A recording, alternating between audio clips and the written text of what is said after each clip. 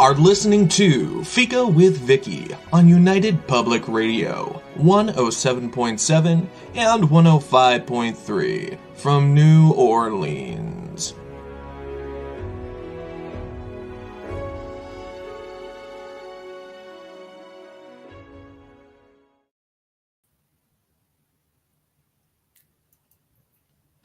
Hello, everyone, and welcome to Fika with our returning guest, author Janice Barrett, and me, your host, Vicky Bennison.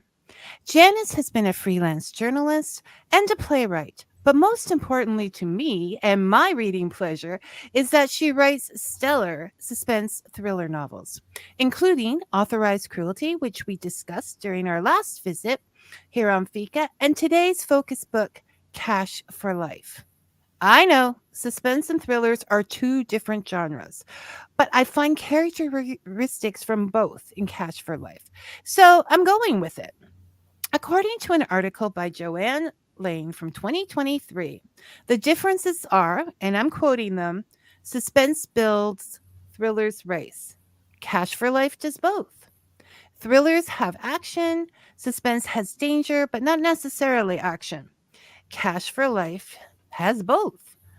Suspense focuses on internal events. Thrillers focus more on the external events. And once again, Cash for Life does both.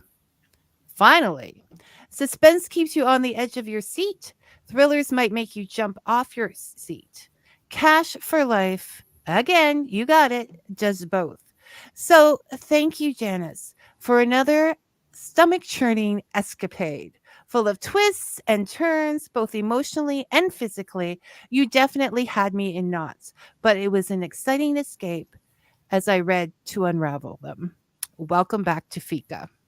Thanks for having me. This is great. It's a joy, and it was a joy to read.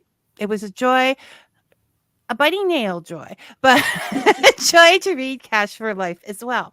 So while I'm deciding what genre it is, you're the author. What genre would you put on Cash for Life? I always thought of it as a crime thriller. Yeah, yes, I can see that. Yeah, Because that was one of the reasons why I contacted Linwood Barkley, because that's what he writes, and he's top in his field. So I contacted him to see if he would read it and give me a blurb, and he did. that was exciting. That was thrilling. That was the best that I could ever hope for. Yeah, it always is to find someone, and not only for the blurb for the book, but just for your own self-confidence and moving forward. And yes, not that you're looking for a gold star, but it's nice to get one once in a while. Because as a beginner writer, you have no idea if you're really good or not. And so for him to acknowledge me, that was the thrill of a lifetime. I mean, he's an international best-selling New York Times writer. It's incredible. And he's got so many books out. Well, I would tell you to retire now while you're ahead, but I don't want you to, because I want more of these books. So it would be self-defeating to do that. But no, that is excellent. And that is, so you're going with crime thriller. And I can, I also, but I don't want the conflict within herself that the protagonist went through to be forgotten either, because she had to do a lot of growth and, mind searching, soul searching to the end of the book. And I experienced that with her, so I'm not letting go. Good. So what inspired you to write Cash for Life? What's behind it? Okay. Well, when I worked at the unemployment office from 1973 to 1988. And when I was there in the early to mid 70s, there were two frauds that happened that were perpetrated by employees. I thought, wow, there's got to be a great story I could come up with around that. And especially since I worked there for so long, I knew how the system worked. I knew how the crimes or the frauds were committed. So I thought, great beginning. So I just started with those two stories, and I built all a fictional scene around them. And It is a fantastic crime. I don't want to give the details here, but I thought, "Oh, this is good, not something that everybody would think of." Mhm. So it it is a point where the crime comes first and the story is about getting away with it or getting caught as opposed to us figuring out who did it. We know who did it Yeah. right from the start. So it's not about that. I, I kind of think that builds the suspense because you're taken with this person. You see their reasons and you don't want them to get. At least I didn't want them to get caught. Mhm. Yeah, and it's interesting that you say that because when I was writing it, I was aware that usually, people like that who done it thing where they have to figure it out in the end. And here I am, it's like I'm giving it up right from the beginning and I'm letting you in and telling you she's the one that's doing it and why and how she's doing it. So I thought, am I headed in the right direction? Because Am I going backwards? I know I really don't know. I know I'm going against the grain and I'm not sure if it's going to work, but that was just the way I wanted it to play out. I wanted you to know the character and her whole motive and everything. And it worked out very well. I mean, it had me because yes, it was at the end I realized that because of her relationship with another character and what was happening, I realized that my stomach was actually churning. I don't make this up, people. It was just Good. That's like what I aim for. I was just like, come on, come on, come on, come on. I have to know. I have to know. I'm surprised. I have been known to do this, to go to the end and finish it to calm myself and then go back and fill in the parts. Okay. But I was very good. I You was didn't do it. very You didn't do it with mine. I was well behaved because well, yours is so fast paced. Like I get I don't know. Read it on an e-reader, right? So I didn't know, it's not like you're looking at the book and you can see you have this much left or Okay, whatever. right. So I'm living in this world of how much further is this? How many pages is it? Do you know offhand? Oh, I think it's like 225, something like that. So It's it very is short. but they go I don't know how you do it. Okay. This was the question. I don't know how you do it. Like the same with authorized cruelty is that it started and then it ended and there were no breaths in between those two things. Like it just kept on going. Now, is that just like a regular just writing it through? Or and I know you didn't sit there all in one night, write it, but that's what it ultimately feels like. That you write it through, or does that take a lot of cutting afterwards? Do you have to edit to get that smooth, fast pace? No, the way I look at my writing as all little scenes, little snippets of life. And I learned that from my dad. My dad was a great storyteller. He was amazing. He could take horrible, horrific things that happened to him and turn them into funny stories.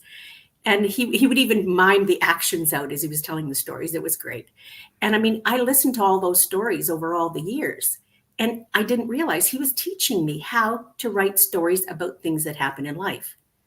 So when I sit down to write, I set up these little scenes just like my dad did. Things that I experienced through working at the unemployment, and I set up and different things that happened during life. And I'd set up all these little scenes, and it would just be going from one scene to another scene to another scene. And one scene would lead to another one. And then it just all, got put together. But if it hadn't been for my dad, I mean, I would have never known how to put a story together. And I'm not sure if it's even the right way, Oh, but it's the right way. it works for me. It's the right way, Janice. There's no two ways about the right way here. It's the right way. And I think that shows up with natural storytelling. You picked that up as a kid and that was with you your entire life. Yeah, So you saw things in story because I wanted to actually also comment on the fact that okay, this story takes place right around the corner from both of us right now. I mean, right. we We're living in these places. And the atmosphere that you bring up, the like the era, I mean, the main part of the story basically takes place in the 70s, right? Right. Okay. So that era was just a few years ahead of me. But when you described the unemployment office or you described anything, I was right back there. Mhm. Starting life, looking for a job, looking at those boards, looking, and none of this exists anymore. But just looking to start a life. And and I could feel all of that perfectly in the way that you described it. Thank you. Because that's what, when I write a story, I envision the reader sitting beside me. I envision myself holding their hand and dragging them through everything that I'm seeing and hearing and smelling and watching. And I'm telling them, as I'm going through this story, I'm telling them what's happening. And that's how I'm writing. I'm writing as if I've got this reader by the hand and I'm just dragging them saying, look at this and look at that. And this is how I feel. And this is what's happening. And I So it's a always have guided the writer. tour. Yes, I have that writer by my side the whole time I'm writing. And I visualize things like it's a movie playing out in my head. And I can see that because the visual is, even though you're reading words, the visual is a very important part of that. And Absolutely. I like that in a book. Honestly, I wish you had called me. We're close enough and just held my hand while I read it when it got when my stomach started up. You could have done that, Janice, but it definitely took you to that place, Good. that time, and which, as I like to drag one thing out of the book without giving too many details, people. There is a point where the protagonist is about 12 years old, right? Yes. And she's sitting at a table and she's eating alphabets and she's looking at the cardboard record on the back of the cereal box. Now, I remember my cardboard record was Bobby Sherman, Bubblegum and Braces. And it was just like, I connected to her through that. That was a shared experience. I connected with her that it was another thing that took me back. It was an important part of life for us kids at that time because, it wasn't a time where kids were just bought records or they were just, this was like Christmas, special Mhm. stuff. Your parents might think Bobby Sherman was garbage music, so you never had a chance. Exactly. It was geared for kids. It was. I wouldn't. I mean, now I listened to the song again the other day, and I was like, "Oh my goodness!" As I said, it's called Bubblegum and Braces, so you should not have any high expectations. But just that was genius. Okay, that alone, to pick that one thing out, was absolute genius, Janice, because it spoke to many of us. Well, that's so exciting that you brought that up. And the way I came up with the whole idea, I mean, it's things in life, and this goes back to life that I was at a point where I couldn't tolerate wheat in my diet. So I'm at the grocery store and I'm looking at the cereals, wondering which one doesn't have wheat in it. So I'm looking at it. And when I was a kid, I ate alphabet cereal. So I pick up the box, I'm looking at it, and I always thought that it was alphabet, like BET. So I'm looking at the box and going, what the heck? This thing says alphabet, BIT. I thought, how bizarre is that? So, like my dad always did, it's like that's what happened in life, and I turned it into a story. So Story. I put the whole story in the book that I made up about the alphabet cereal name. And then when I had her looking at the box, I thought, okay, they had in different eras, different times, there was different things on the backs of it. So then I had to Google it. What was on the box in in that year, that in that the mid, well, in the early to mid 70s, what did they have on the boxes? And especially for alphabet cereal. So it turned out that they had the cardboard records, and I remembered those too. So that's how that got in there. Well, it's a little shocking to find out that it's alphabet bits instead of pets, because we all thought that you just automatically you just automatically say alphabets Yeah, because that's like a real word. that's right. But when you figure out his alphabets, you think, oh, good post. Very, very good. Yeah. There, but yes, no, that was important to you. So I do think in reading, and you probably read a lot yourself as well, that when someone throws in something that you are familiar with, it sort of grounds you in the story. You become part Mhm. of the story. So I think that was well done with the cereal box, Thank because you. I had forgotten all about those. And then I was like, yes. Yeah, well, that's my dad and the life stories. You always through life, you always have a million different little stories that you can tell, and that's what I do. And then bring them all together. Yes. So this is not as we speak of very innocent records on cereal boxes. This book is not, well, it's not pleasant. It speaks of the mean streets of, if you're in this area, Hamilton, Ontario, and St. Catharines and Niagara. And so we're taken into a gritty world. And I like gritty novels. I always have, because but I don't see you in that world. I'm looking at this lovely woman who is sitting in front of me, and she took me to like drug dealing and breaking and entering and this whole world. Now, Janice, even though you live in the area, this is another world in the area. How much research did you have to do to bring the reality of that world to us? Actually, with this book, I hardly did any research at all. Oh my goodness, because you took us right there. Well, So is there something about your past you want to share? are you kidding me? I'm telling you, my parents, they raised us in this. Well, I don't know if people will remember this, but it was Leave It to Beaver, which was the quintessential family of, wonderful togetherness and just this wonderful atmosphere. That I was raised in this wonderful atmosphere of love and caring and sharing and with my dad and all the stories that he told. It was a great atmosphere. And my dad never raised his voice. I never heard a swear word all my life until I was like 16. It just didn't happen in our house. So it was very strange. I have no experience in this world at all. So, but a lot of it is things that I picked up. Like I think I learned what a lot of the swear words were when I worked at the unemployment office. You learned a lot at UI. Oh yeah. Yeah. It was,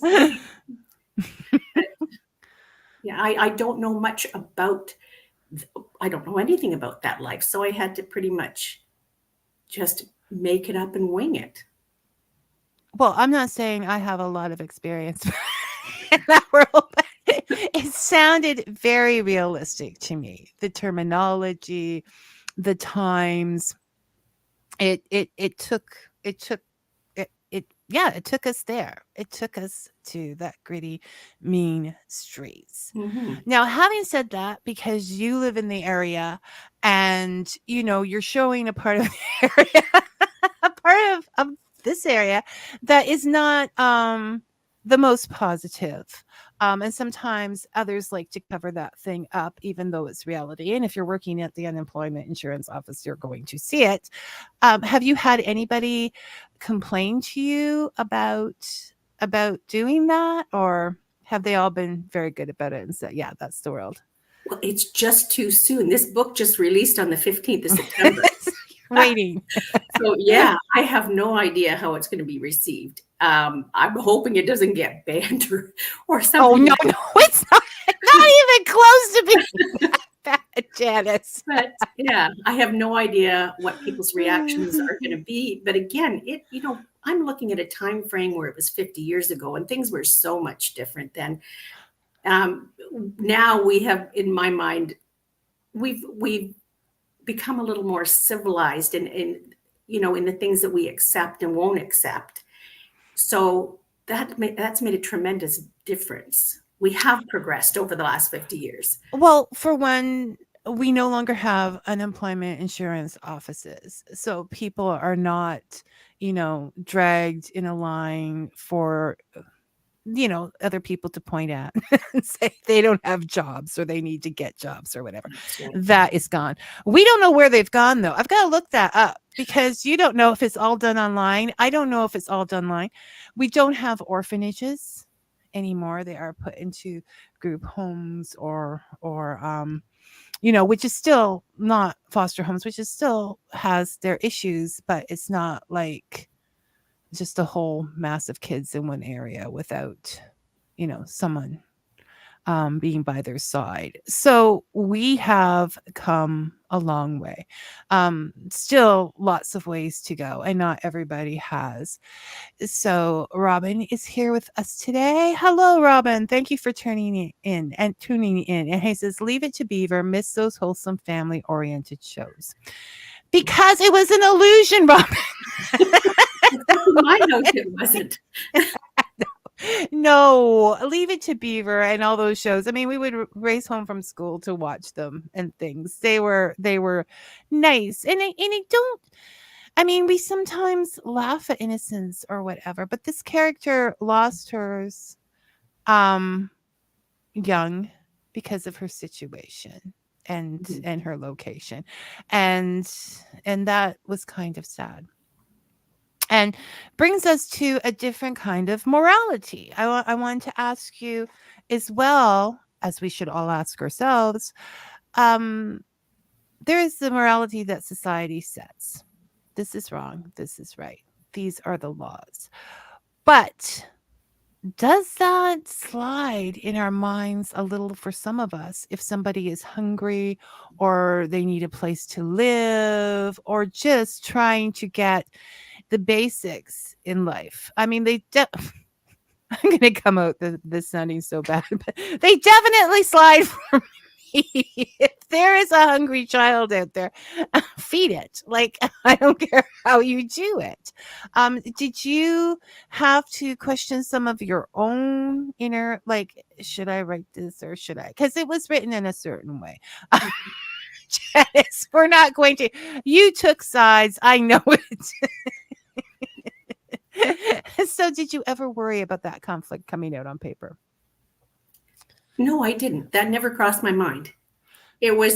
I just wanted, and I didn't want to show a point of view of myself, really. I didn't want to say, this is right or this is wrong. I like to be impartial and lay it all out on the table and to show that nothing's black and white. When I was a kid, I loved Westerns. They were my favorite. But I hated the fact that the good guys wore white hats, the black guys wore black, or the bad guys wore black hats, and it was all just one-dimensional. There was nothing in between. There was no gray. Well, to me, life is gray. And I want to bring that across in my writing. So I want to put all these moral dilemmas out there and let the reader decide, well, is that really, am I all right with that, even though I don't kind of believe that's right or proper? Because of the circumstances, does that make a difference for me? No, exactly. I'm decided and I'm okay with it. Every year, just so that you know, I'm okay with it. But with the spaghetti westerns and things, Eastwood had a grayness to his westerns a little bit more. Yes. And I'm not bringing him up for a specific reason, people. Like he make a cameo. I think I prefer books that do that make me question things, that make me possibly see things in a different way, or maybe not. But I didn't find any any moral conflict whatsoever. I knew where I was headed and where I was going Oh, with that, wow. which That's is why great. my stomach was churning, I think, so much, because I had definite, definite. I have definite opinions, anyways, on these kind of things. But you get to a certain age, and you see enough in life, and you see where sometimes those that are touted as wonderful human beings are Mm, not so much. right. And it has to do with the poverty, and things are judged that are just people have were born into certain situations and have no control over. And I was just like, way to go, Janice. Like, bring this out. I'm in for it. That's really great. But at the time, you have to consider, I was writing this in the early to mid 2000s. And this was not done. You didn't have this hugely flawed main character. Like there was no one that was an all around good person. So I was doing something different. And then when I was so happy when Breaking Bad came out, I was going to say Breaking because that's the first I'd ever seen this being done, where they took this really nice person and then made him into Was he nice though? It was all a front. Once he hit hard times, it was. But I am so, because that's what I was just going to say. I had this discussion with another author, and I said I I didn't really like their main character, but I liked the book, and I used Breaking Bad as an example. You can't like him after several seasons. But it was a fantastic show with some really great writing in it. absolutely. I thought it was masterfully done. So it's in my top 3 of top written television shows. Even though I swore after the first episode I wasn't going to watch it anymore. I went in the kitchen, covered my ears. That's the end. I came back. So it isn't. I did, however, like your character. But you don't have to. I mean, somebody else may not. Mhm. And then I'll have them show on the show and demand why. Tell them they're wrong. But Oh, well, then you'll get into a real moral issue. that's it. I can't. No, I don't believe in control. That's the thing with reading books. Unless you're crazy and do a show about them, your opinions are in your head and nobody needs to know. Right? It's Yes. your private time to listen to these things. But he was a pillar of the society, a teacher, all of these things, and he hit hard times, and that all went out the window. Right. And he took it far further than anybody Well, had to take. It became more than that for him. But definitely the 2000s, we're coming out of the 80s, we're coming out of that. There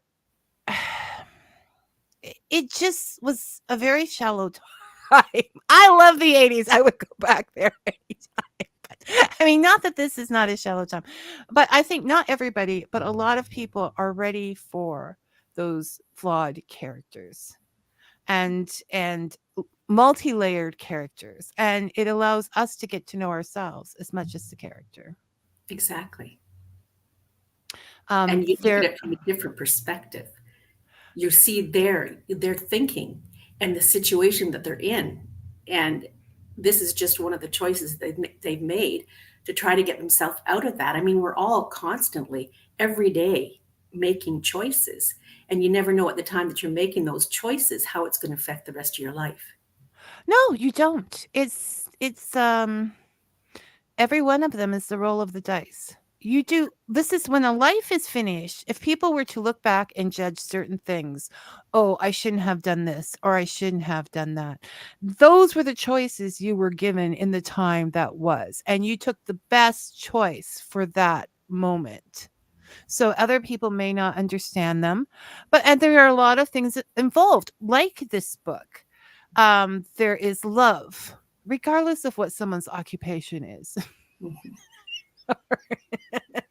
Criminal activity, however you want to look at it. There was so there's love and there's loyalty and there's that background of being there when I needed you. And how do you judge a person who is giving all of that just because they were born in a poor situation? Location, location, location. It's just like real estate. You Mhm. know, you're born in certain places and you do what you have to do to survive. I'm having a wonderful conversation here. I hope you are too. I hope you people listening are as well, because this is important. So, the layered character, I think, is important.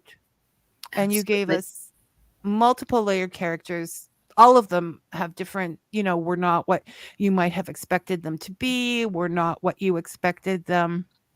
I mean, the protagonist, Jackie, has a great deal of strength because she did not allow the life she was leading to make her judgmental of her past. It was like she wasn't embarrassed by it, Mhm. which is a strong characteristic, especially for a young woman.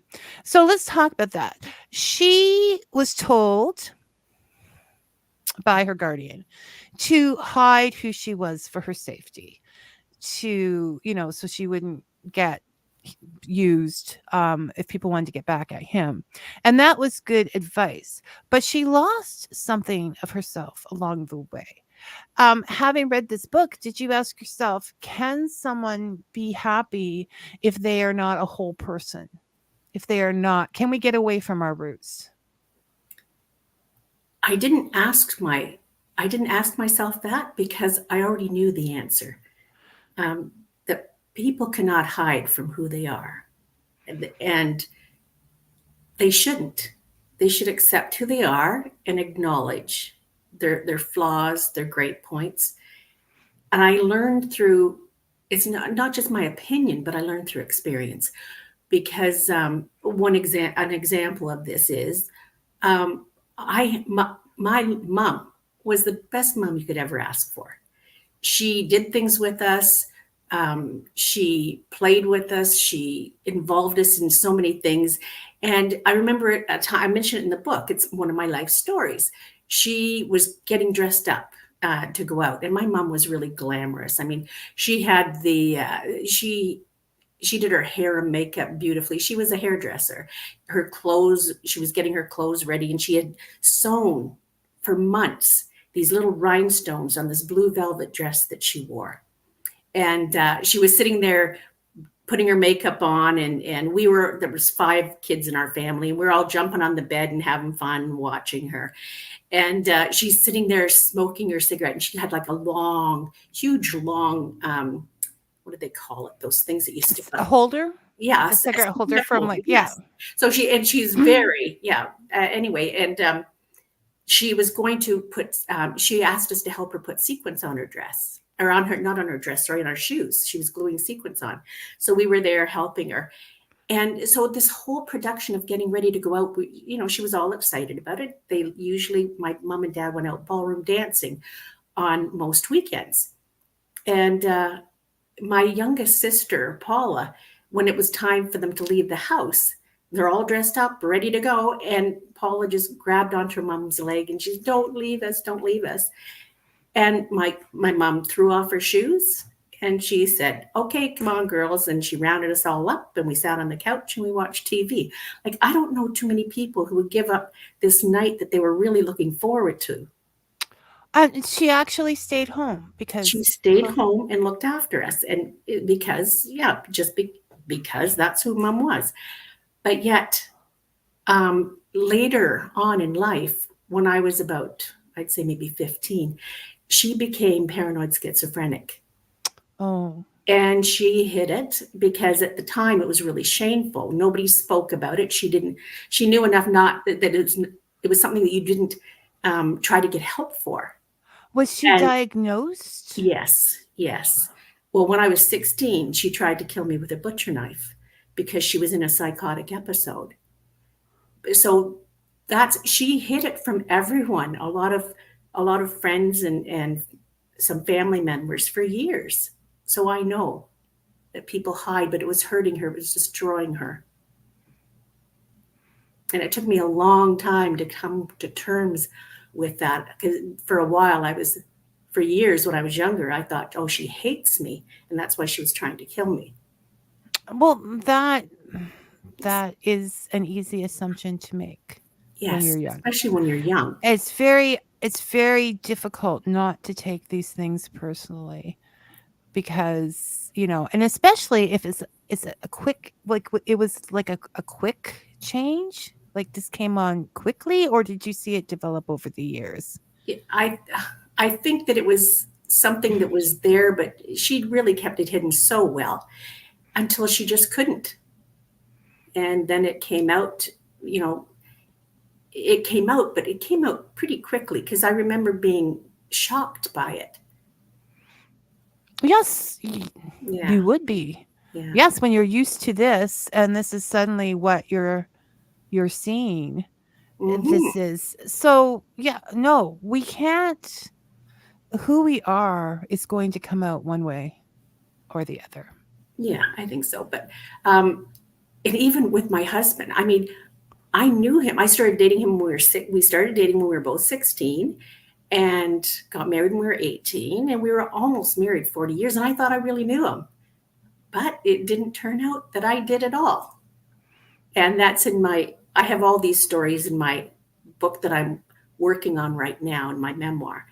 But yeah, so it's really strange how you think you know someone, but you really don't. Well, and people change. They Absolutely. grow. They deal with circumstances that happen in your lives in different ways. And so yeah, it comes out even then. You think but certain situations haven't happened and the way that they're dealt with haven't happened.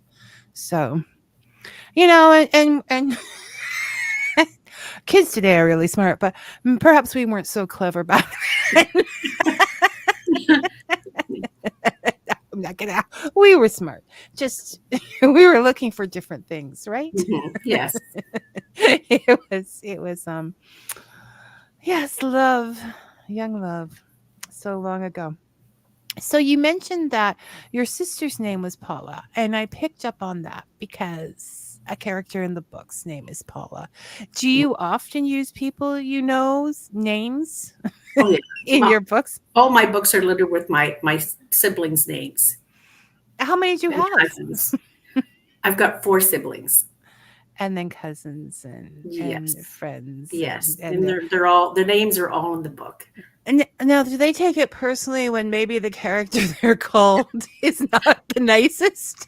I really hope not, because my sister Paula is so sweet and kind, and she's nothing like the Paula in my book. But I've made them. They're so different that I can't imagine her ever thinking that that was her. that this And none of her friends would believe that that person that I fashioned is taken after her, even though she has her name. I'm just I just now have they read the books or do you force them? That's kind of a really horrible thing to do to a sibling. Say, here, read my book. I know. Well, I'm lucky because they all want to read it. They're yeah, they all want it. As soon as the book arrives, it's like they're at my doorstep. Okay, okay, can we? And I want some for my friends, and I want them. Yeah, Because you write they're my best well. But customers. what if you didn't? My best What would customers. what would they do if you didn't write well, Paula? Like, where would they be? They've had it easy. All right. Now, what we need to do, just for fun, is have you write a fake book that's not so wonderful on the side and hand that to them and see what happens. See where the honesty goes. So, we're going back in time, and you've talked about some memories in that's brought up that that made you happy or whatever. But this waltz back to the 70s, to the early 80s, that whole time in there, the late 60s. How was that for nostalgia for you? Did you find, there were some moments that you were just thinking about that time? Because obviously writing about that time is going to bring back memories. in your own life. So were you a little misty, whether happy or not, or how did that affect Janice? Absolutely. Everything I wrote about the unemployment office, it brought memories back to me. Walking the street, getting off the bus, walking the street to the office, every single solitary thing. It was like I was right back there when it was happening, and it was really great. That's why I didn't need the research, because I was there in my mind. I was there reliving that time that I did that. But one of the funniest memories I ever had. I'm sorry, I'm giving this part away in the book just because. Okay. But So here is a special little treat for Fika with Vicky listeners. okay, so this is when I worked at the unemployment office, and this was when I was. They called the position an inquiry clerk. So anyone who had a question, a problem, or a complaint about their unemployment benefits, I saw them. And there were a bunch of us that we were in our own little section, and we were all lined up. So, but then they had baffle boards between our desks, so we couldn't see the claimant on the other side. But it was open, so we could see and communicate with each other along in that row. So I'm sitting there, and we always had this thing where we used to say, if one person got angry, if the claimant got angry and raised their voice, it was like this chain reaction that happened. And it was like giving everybody else who was there permission to holler or scream or throw something or do whatever, right? And we used to always joke and say, oh, looks like it's another full moon. And anyway, so it was one of those instances where somebody was angry and they were raising their voice, and then it started escalating. I looked over. I can see the one girl beside me. I'm looking at her, but I don't know what's happening, but I can just see her reaction, or non-pulsed reaction. Anyway, I can see her. I'm hearing her say, I hear this, a little bit of a commotion. The guy's screaming and yelling. He's really angry. And I can hear the chair moving back. So I'm thinking he's standing up. And I see her, and she's got a stapler on her desk, and she opens the stapler and flattens it out.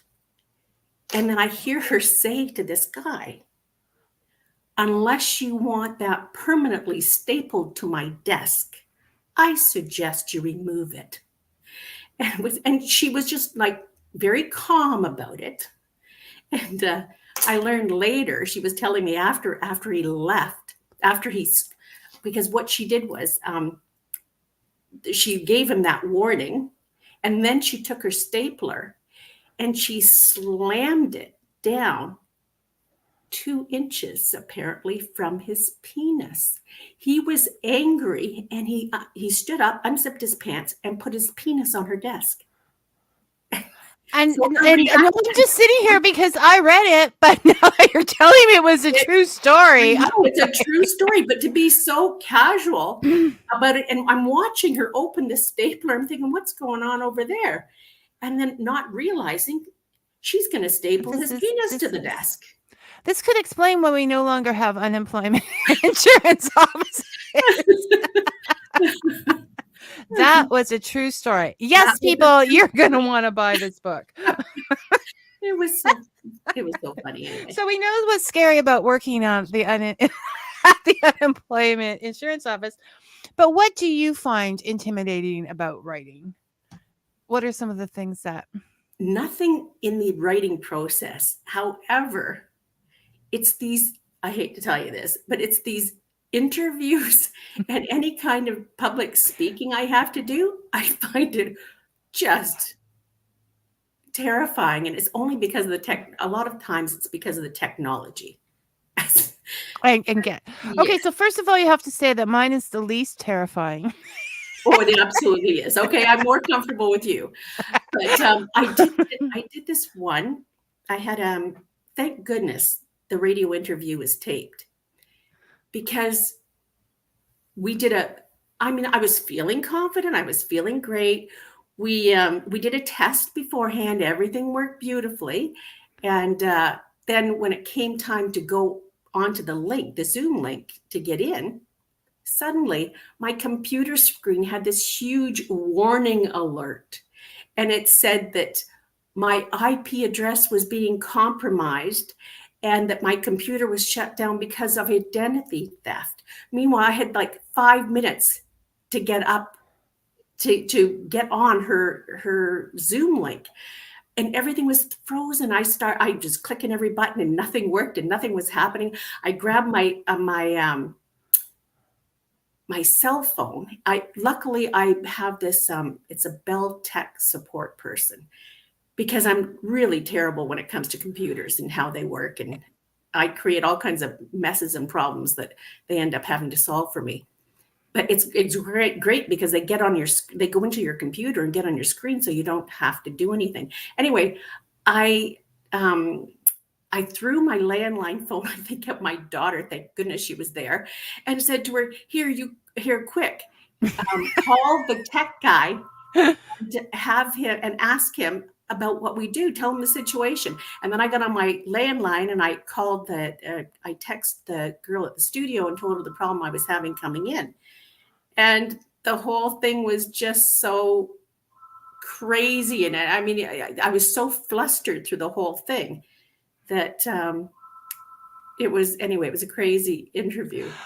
I think the problem with promoting after writing is that most authors have a tendency towards being introverts. So then the having to promote, the having to go out there and be a spectacle, you're a person here. I don't consider you a spectacle. But having the promotion of work is really difficult if you're a quieter, humbler person. And I think also I'm discovering lately that those tend to be a lot more Canadian tendencies, that we are actually, whether we're raised or whatever, not to go forth and do that. I'm not saying there are not those that do, but for some of us that are quieter, it's difficult. So it takes time. Just remember, the book is your kid, and you would always want your kids to go out there and be seen in their most favorable light. So that's what you're doing. You're being a mom to the book, but you're doing wonderfully here. So no problems with that. Well, I always tell people I write because I can't speak. And now you have to, you're speaking just what you did last time. You're like, I'm so nervous. And we're having this wonderful conversation. And you're sharing and we're laughing. And I just don't know what your problem is. Just give me a self-help call, okay? And yes, occasionally I have to take the authors in hand and tell them, no, you're fine. And becoming a freelance journalist. Now, you did this without going to college for a journalism course or whatever. You just went out there and decided you would be a freelance journalist. How did that happen? Actually, I was working at the unemployment office, and I talked to one of the counselors there. And I said, I've written a story. I wrote this story about I was coming to terms with my mom's illness, and I wanted to see if I could get someone who would publish it. So he said to me, well, because you don't have any experience, the best thing is just to go find a paper magazine that's interested in this topic and give it to them for free. See, you can't expect the first time go around to get paid for it. So that's what I did. I found the Canadian Mental Health Association. They had a magazine called Different Drummer. So I submitted my story to them. They loved it. They printed it. And they said, hey, do you think you can do an interview with the head of the Alzheimer's Society in Hamilton? And I was like, sure. I had no idea what I was doing. But I did it. I wrote the article, gave it to them. They were like, that's great. And then they were wanting to set me up for other interviews. And I said, well, hold it here. I said, it's been nice, but I wanted to see if I could actually get paid for it. So then I wrote another article about a local situation. And I went to the Weekend Focus and I handed it in. And she was like, this is great. She said, do you want to start writing some more for us? She said, you just call me and tell me your idea for the story, run it by me, and then if I like it, I'll tell you to go for it. Well, we did that for 6 months, and I ended up being their feature story writer. And then the thing that really, I decided I'm going to see if I can get something from a bigger newspaper, get an article into a bigger newspaper. So at the time we moved into a new subdivision, and it was a new home. And we met with the lawyer, and he said, oh, I can't have you go into the house yet, because he said the house was not built correctly according to code, in that there's too much house on the size of the lot. So he said, I have to apply for a variance before you're allowed occupancy. And oh my goodness. I know. And then so we got in the house, and once we were in, we found other things that were wrong. And then the neighbors who had a different contractor, they were in the same situation where things weren't done to code. And I thought, there's something wrong there. I mean, to me, it was in the 80s where construction, it was going crazy. It was in the 70s and the 80s. They just built houses. I don't think they even looked at plans. I know. And I thought, especially a small town, were they overwhelmed by all this? No, they were cheap. Yeah. So I thought that they just couldn't keep up with checking Demand. out to make sure that everything was done to code. But so I thought there's either that, or there's the other possibility where someone's deliberately looking the other way, kind of thing, right? So I wrote this article all up, and I took it into the town and said, I want you to give this article to one of the top people, whoever handles this, tell them to read it and then comment on it, please. Because I wanted to take this article and see if I could get it in the Hamilton Spectator. So I was only home for a very short time. And then I get a phone call, but it's not the town that calls me. It's the editor from the Grimsby Independent. And he's telling me, he said, as a freelance writer, he said, you're really not protected on this. He said, this is a story that, you could get sued for. You should really back off. So my reaction was, well, whose hip pocket are you in? And he ignored that comment, and he just carried on. And he said, no, he said, I'm telling you seriously that you could be in a lot of trouble. So he finally convinced me that, okay, that wasn't, I didn't know what I was doing, and I didn't want to put myself in that kind of a predicament. So I don't think so. And at the end of it all, he says to me, but I got to tell you, that was a really good article you wrote. And he said, how would you like to come and work for me? So then I got into the Grimsby Independent, and I was there until we had to move away. I was there for a couple of years working for them. And so you just went for it. Yeah. And that's the way things happened. You were willing to do things to show what skills you had, and you were passionate. I think that passion has a great deal of a lot of things. Like, I was picturing you in a fedora and your magnifying glass as you were trying to decide whose hip pocket he was in. Okay. That was investigative journalism. Okay. You were on a roll. So if you had more time or could learn the rules more, who knows where that would have went. But life happens. Yeah, well, I was surprised because when I went into his office, the first thing he said to me is he pointed out this stack of applications. He said, you see that stack? He said, they're all people from journalism school who are applying for jobs here. And he said, but I know it doesn't matter which one I pick from. They're all going to be writing the very same. He said, I'm looking for someone who has a different take, a different voice. And he said, passion. So he said, I would much rather go with you than any of these other ones who have been professionally trained. And he said, I'll guide you along the way. I'll help you. And he did. He was great. Well, this is why I like to look at indie writers, indie presses, small things, because you are getting a different story. You're getting a different perspective. You're not getting people who are writing for the publishing. Publishers tend to have, this is what we want this year. They're not writing for that. They're writing their story from their heart. And as in yours, that different perspective can be everything to a publication. So I can see that. Yeah, and I wrote everything from, I covered fashion to politics, and it was a long time.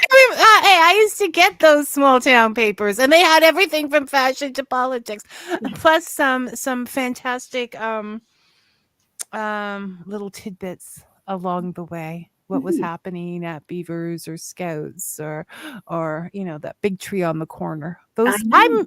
I miss those. I miss them immensely. Like, you could just look at them and see your life with like the pick your own fruit. It was that season, or I mean, so you were part of that whole thing. Yeah, and I was even given my own column, and it was called Mother Support. It was great. I got to be in the community and meet people and tell stories. It was wonderful. And you had your voice. Like the original article that you wrote, I think, like, do you find that if you actually write something, it solidifies it better in your mind so that you can go on and do the interview better because you've got it worked out now? You've chosen the words to put on paper. Yes, it is. Especially the memoir I'm working on now. Like that has helped me come to terms with a lot of things that I experienced. It's like a therapy. It's amazing how you work everything out in your writing. All your emotional things that happen to you. You just pour them on the paper, Which is why journaling them and just dissect them. Yes, journaling is so important because you can sit up there and say this isn't real all you want, but when you put it on the paper, you have to face it and say this was real. Exactly. And this is and you take your time to figure out your words and your sentences, which starts to make the problem smaller. Yeah. So it's the best thing. Write a memoir, write a journal, write about yourself. I'll read it because I find people so much fascinating. So obviously you can tell. Now I hear there was an interesting stories about your copy editing phase while writing Cash for Life. Oh yeah. I had a couple of stories. When I was doing Authorized Cruelty, that was sorry. That was probably the craziest time. I didn't know it, but I had COVID-19. And because I'm adrenal insufficient, I had to have surgery to have both my adrenal glands removed. It put me into an adrenal crisis. I was taken by ambulance to the hospital, and there were like 4 bags of IVs, or 4 bags that they were putting through in the IV. And after I had a couple of bags, I started to work. I had to convince the paramedics that I really needed my computer, because during that copy edit stage, the deadline was the following day. And I was like, so there's no time to be sick, people. I know. So I had to work through it to get it on time. And I'm sure and the editor told, or my publisher told me, Shane, afterwards, he said, if you just told me, he said, I would have extended it. And I was like, well, no, because that's a deadline you gave me. But while I was there, it was crazy hectic. It always is. And the quarters were lined up with people in cots, and they wheeled me in, and I knew exactly where I was. I was behind the girl at the front door, the front desk, where you first go into emergency. So I was behind her, but I had baffle boards in between all the patients. Yes. So I could see directly across from me, but I couldn't. I could hear what was going on. So I'm there, and I know where I am behind the first contact person. And I could hear the nurse say to someone out in the waiting area, what are you doing? And he said, I'm pooping. She said, I can see that. And I'm like, oh my gosh. And I'm busy on my computer I dragged my IV to the end of the bag, set up my computer. I'm typing away, and I'm like, oh my God, how does that happen? And then she's like, don't touch it. He said, it's got to come out. And I'm like, oh my God, this is crazy. And I'm typing away because I'm trying to meet deadline. And then I hear somebody else, this other woman the nurse saying, stop biting. Stop biting. If you don't stop biting, I'm taking out your teeth. I'm typing away, thinking, oh my God. This is just too crazy. Oh This my is a God, great if that didn't problem solver distract she you, is. you have deadline dedication. I think Shane should give you a medal, okay? Because you, girl, have deadline dedication. That's all there is to it. Or That's what these he things just follow you around. I, I don't witness things like this in my life. So you have those stories. You have more than enough stories for the next little while I just do. from this. I'm I know. waiting 3 or 4 books down the line for that story to show up. Um, so you did talk about your next project, your work in progress is a memoir, Right. but are there any other thrillers out there hidden in corners? Do you have any half finished novels? It's amazing, but I think you're going to find the memoir. It's like fast paced, and all these same things are happening because Oh, I'm it's so sure. crazy. Yeah. So anyway, it's a little different, but I'm working on that. Plus, I have this play that I've written that won a contest, and that gave me the right to say I was a playwright. And I want to see that off the ground. I want to see that perform. So that's your next project after finishing this. After the memoir, then it's my play. And are you going to like go locally, like some of the local places? Are you heading up to TO? What Well, is the dream here? okay. I dream big all the time. Like when I didn't even know what I was doing, and I was going to write an article and expected it to get published in the Hamilton Spectator. I actually got an article in the Ottawa Citizen, and out of that article, the producer of W5 called me and asked me if I'd be a guest on their show. But I always go for the top. Like when I went after Linwood Barclay, I mean, what beginner would do that? Why do you shoot for the stars? But I do. And Hey, if you don't, you'll never catch them, right? yes, and I got an interview at the Tarragon Theatre in Toronto, and I did it in a backhanded kind of way, because they said to get in there, you have to invite them when your play is being performed. You invite them to come in, and I thought, well, my play is already being performed somewhere. Why do I need them? So, but I decided that instead of going through the literary manager, that I would go over his head to his boss. And I sent him an email with, I had a little, I had the article about me winning the contest, and I had a little synopsis of the play, and then I had the full manuscript. And apparently his boss called the literary manager and said, bring her in for an interview. And when I got there, the first thing he said to me was, how did you get in to see me? Because I'm a no-name. And I didn't go through the proper channels. So he's like, what are you doing sitting here in front of me? I don't understand. So I told him what I did. And he said, I have 2 playwright units. He said, one has 16 people, the other has 8. And he said, of them, the least qualified has minimum 50 award-winning plays under their belt. He said, this is your very first play. And he said, you're not even going to understand the lingo they use. And how can I have you critique any of these writers, these playwrights, when you don't have any experience? So he said, go to school, learn how it's done, and then come back and see me. So that's what I did. I went to Brock University when I was 61, and I got 82 and 84% in my classes. But then the Cushing's disease that has made me sick for the last 12 years, it came back, and I just wasn't up to it. So, yes, this is a part of life getting in the way. Yes. But I think it's important to note here that we learn a lot on the streets, not necessarily mean ones, as we grow older. And so if we're really passionate about something, we can make that course move faster. I mean, there should be credits given just for that experience alone, because, it's the opposite. It's like, you go to school to learn something, and you got to go figure out how to do it, but you've already figured out how to do it. You're just looking for that piece of paper and a little bit of cred. Already got the street creds there, Janice. Already have those working for you. Oh, thanks. So this is just out. I lose track of launching dates because I get books at all different stages, right? So I just assume everyone's enjoying them if I am. So it was launched on September 15th, Right. and that was just 11 days ago. I know. So you can pick it up at the regular anywhere good books are sold. anywhere good books are sold. Yes, on the internet though, you can go through Amazon, Barnes and Nobles, Chapters, Indigo's, Kohl's.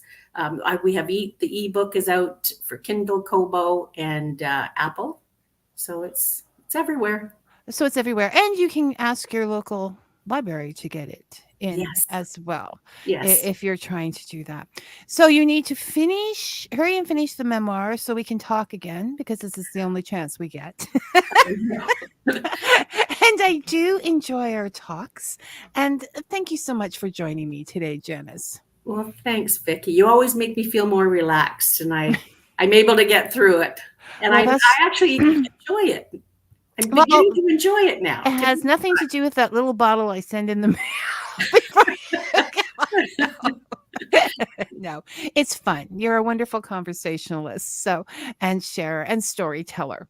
That's why the books are so good. Go get Cash. Well, go get both of them, but Cash for Life is the most recent one. So you take care, and we'll talk to you soon. Okay? Well, thanks so much, Vicky. You're welcome. Thank you. Bye-bye.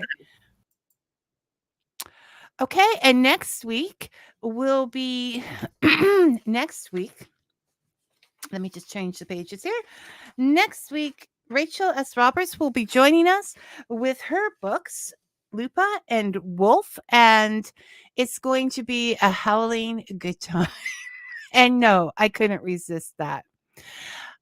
Until then, may your coffee be hot and your story sweet. Thanks for listening, everyone.